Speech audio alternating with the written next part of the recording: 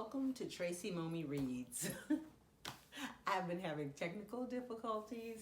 This is my third time attempting this video. Fingers crossed that everything works out, otherwise I may be having to post late next week. Today I am going to be talking about the short story format.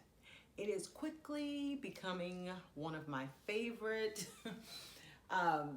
formats for reading books. I don't know if it's because I'm getting older or because I'm just so busy, but so many books back there on my shelf that I have not read or that are on my, TBR that are upwards, 400 plus pages. I received a book in the mail a couple of weeks ago from a publishing house. I got a free book for Eric Jerome Dickey's latest novel, and I think it's like pushing 700 pages. There's another novel that I was gonna start, and then I looked, I was like, ooh, 610. And books like that, you got to be ready. They're going to be time consuming. There's probably going to be a lot of information to retain and remember how characters are connected. Short stories for me lately have been the way to go, or shorter novels also. Like the book I reviewed last week, In 5 Years. I think I said it topped out like at 223 or 83 pages or something like that. That's manageable. I mean, I read that book in like a day, and it was a really good story. It had a satisfying ending, and it was a book that I could check off my list. I think that while a lot of the bigger books may be very entertaining and no doubt really good stories, sometimes I find that it's a lot of superfluous information. Stuff we really don't need to know, about people we really didn't need to know about, and I found myself flipping, trying to get to the good stuff. That's why I've been enjoying reading shorter stories or actual short stories. I have a little group of books here today that I'm going to talk about quickly to give you an idea of what I mean. Now, for most people, like, I'm a writer and a reader. So for me as a writer, it's more about word count than it is about page count, because so many things can affect the page count of a book. If you have a table of contents, or if you have images, or if you end up putting, chapter 1 on one page by itself, or what have you, that could very well affect the number of pages you have. But the word count is going to be static, and it's going to determine whether you have a full-length novel or not. And, I've committed some stuff to memory because I've talked about this ad nauseum with folks before. But, for example, in the first Harry Potter book, it's about 76,944 words, if I'm not mistaken, or thereabout, very close. And the book itself, I think, is about 233 pages. So that kind of gives you an idea. As a reader, you look at 233 pages, that's like nothing really if you're an avid reader. But if someone told you, hey, I want you to read this, there's 76,944 words in here, you probably would be like, what? But you can see how the word count would be more important for an author versus the page count, because according to writers, educators, and Google, a book is not considered a full-length novel unless it is over 40,000 words. Okay, so if you have less than 40,000 words, like from like maybe 10 to 40, that is a novella, not a novel. That is a novella. And anything less than 10,000 words, you're looking at a short story. So back in 2019, I read a book called The Heads of Colored People by Nafissa Thompson Spires. And after I read this book, I said to myself, I need to read more books like this, meaning the format, because it was, I don't know, 10, 12 short stories that I felt like, I got through them so quick. They were engrossing.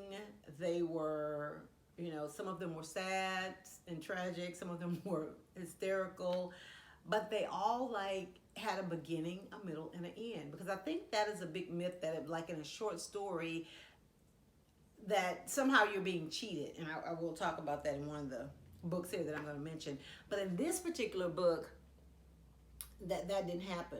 And the thing that I think is clever about short stories that appear in a collection together is that even though they may not have all the same characters, right?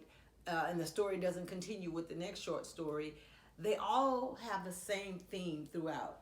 Like in this particular book, The Heads of Colored People, the title refers to Frederick Douglass wrote his own newspaper back in the late 1800s, early 1900s, and there was this column in there, kind of like a, I don't know, political satire or comic strip or something, where this illustrator, whose name I cannot think of, he would draw just like the heads of black people, and they were called colored people back then, but it would be, a baker, a mother, a businessman, a bus driver, just in everyday occupations, and showing basically what the point of the thing was to humanize black people in the eyes of people who probably saw them as one-dimensional, who would never see them as more than second-class citizens or slaves or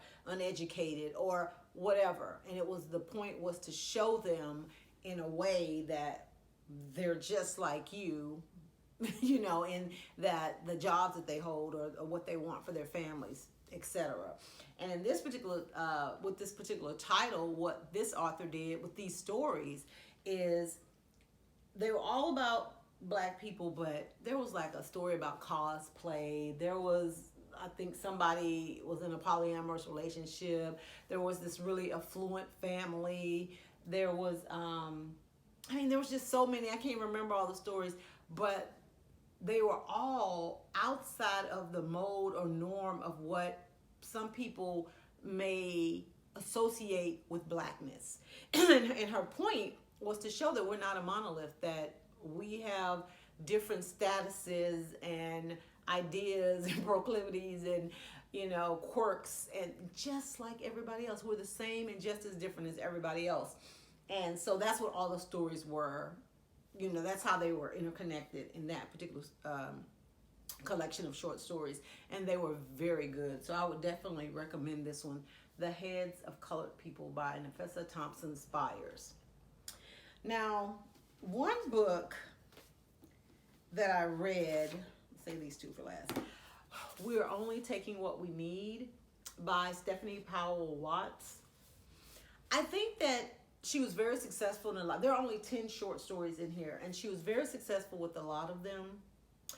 Couple, I feel like they missed the mark, because the thing that happens, and you have to be careful when you're writing short stories, you can't just abruptly cut it off. Like, you still have to give the reader some type of ending, especially if you don't plan on finishing it. There have been full-length novels that have done the same thing, but I think it's even more important in a short story, because you didn't give us that much to begin with. So if you say that, somebody was thinking about leaving and they were just standing in the middle of the room, we need to know that can't be the end. We need to know, did she pack the suitcase, or did she just go ahead and go in there and cook dinner? Then we can draw our own conclusions from there, but she's just standing in the middle of the room. No, that's not going to work for me. So there were a couple that were like that, and I was like, what? But overall, I think that she did a good job with most of the stories. And again, tying in to the title, We're Only Taking What We Need. Most of the stories in this particular collection dealt with the idea of leaving something and taking only what you need, which in most of the cases was just yourself. So whether it was leaving an abusive relationship, leaving your hometown, leaving a family member behind, or whatever, those were or leaving away the only way of life you've ever known. Those were that was the common theme in this particular book. You know, again, all the characters were different ages, different time periods, but I will say they all seemed like they took place in the South. But yeah, let me just say this: everybody takes away something different from books. I mean, that's one thing that I have come to learn, you know, over the years. So you may read this and read the same stories that I'm talking about in here and be like, no, I thought that was a perfect ending, or I got it, I understood it, I know why she did that, while I'm sitting here going, I need more. So, you know, be your own judge. Sit in a collection of short stories. That's still a good one to check out. Now, the next two books, I will give a disclaimer. One of them I wrote, and one of them I have a short story that's included in the book. And I've heard mixed things from different people, and I'll tell you, with regards to what we talked about, stories being finished or providing satisfying endings. This one is called Confessions. And this particular, and I guess the little, the second title there, Secrets and Lies Revealed. And this was published by Brown Girl Books. And I submitted a short story to be, you know, they had a call for stories and authors, and my story was selected. And as you can guess, the theme that runs through all of these are confessions that people either tell to their partner finds out, or the reader knows. But the point is that there's one of the characters in each short story has a secret or has told a lie. So whether or not they confess to it is a whole nother thing. But I read the whole book, and I will say maybe there was one or two again that, and it could just be me being greedy as a reader, wanting to know more. But some of them I do feel like they were abruptly cut off, or I would have liked to know more. But that was kind of the point of this. This is a teaser because all of the authors in here are published authors. And if you like their style of writing, if you like the story they were telling, you can go and read more books from them. So my particular story in here is, I'm trying to see if it's, mine is Someone I Used to Know. It's like the 10th story in here in the book on page 124. So yeah, there are some juicy stories in here. The majority of them, I will say, are about relationships and lies and different, deceptions within relationships. So if you're interested in something like that, you may want to check out Confessions. And then the final book I want to talk about, after reading some of the shorter stories and even some stories that I've read online, I decided to try my hand at writing a complete novel that contained shorter stories. But I went the novella route. So I have a book out called Love or Something Like That. And I talked about this in one of my other videos. But this one is 3 novellas, and they are interconnected. So they are all about relationships. And like one of the characters in the first novella, I continue her story in the second novella. And then one of the characters in that novella, I continue his story in the last one. So that there's like 6 degrees of separation between the characters in this particular book. And the thing that I enjoyed about writing this book is the same thing I enjoyed about reading other books that contain short stories, and that's that you get to the action a lot quicker. You don't have to spend all this time creating these worlds or these backstories. You kind of just take things from where they are in the moment. The first one is about a game night. The entire story took place during that game night, primarily at the game night. And I was able to give the reader, I started off with each couple, because it was a couples game night. There were 4 couples, and they were getting ready to go to the house of one of the couples. So while they were getting ready, I provided a little backstory so that when they all came together and because they played like a game, kind of like Never Have I Ever or something like that. And because you got that little bit of backstory, you can tell why maybe their reactions were the way that they were. But I still feel like I managed to throw like a surprise or something. That's why I went with a longer format doing the novellas, because each story is about 20,000 words or more, because I ended up, well, probably more than that, because this book is actually 350 pages, but the stories themselves aren't over 25,000, 30,000 words maybe.